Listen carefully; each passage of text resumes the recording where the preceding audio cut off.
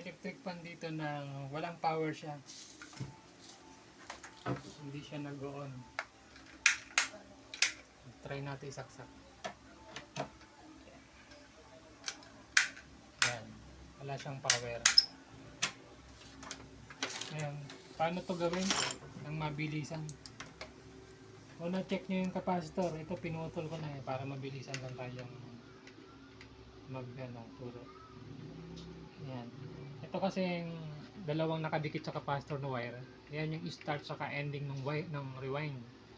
So para malaman natin kung buo pa yung motor, testingin natin tong start at saka end ng rewind.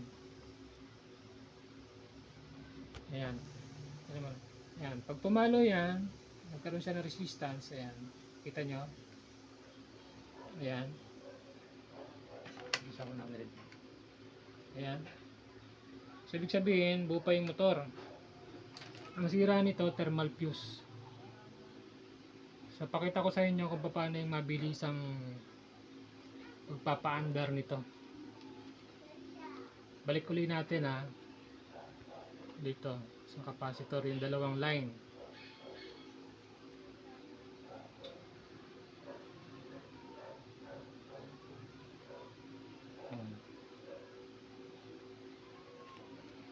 Tapos dito sa plug na to, trace natin yung common, yung isang linya. Ito kulay gray. Sundan natin yan doon pataas hanggang dito. Ito pinutol ko na to itong gray na to, yan, kunin natin to, tanggalin natin yan dyan. Yan, cut nyo lang. Tapos tingnan natin kung maandar pa yung motor. Ididirekta lang muna natin, saksak. Ito, pag-plug din natin saksak.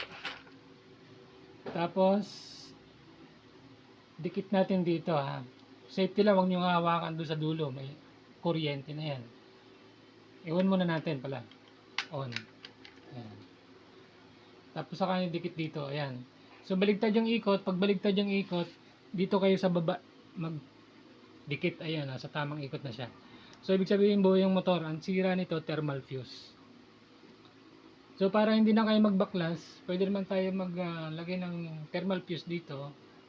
Tapos dikitan natin dito. Ayan. Kasi minsan pagka reckless yung pagtanggal nyo ng motor, nababaklas, nasisira lang lalo yung motor. So ang ginagawa ko dyan, nililinis ko muna yung shafting bushing. Kasi kaya nagpundi yung fuse nya dahil marumi yung shafting bushing o nagigpit or may sira. Check muna natin yung kung may sira, then palitan natin, saka natin idikit dito para matibay. Ayan. So lagyan pa rin natin siya ng thermal fuse bago natin idikit dito. So hanapin nyo lang yung tamang ikot. Kasi itong nasa taas, baliktad ikot yan. Ayan, pabalik. So ito yung ikot na tama. Ayan, sa baba. Okay, buo na yung electric pan natin. Ganun lang guys. Ganun lang mga ka-DIY. Simple lang gumawa ng electric pan. Okay, pero ingat lang kasi kuryente to. Please subscribe na rin. Like and share. Kung nagustuhan nyo yung video ko, salamat.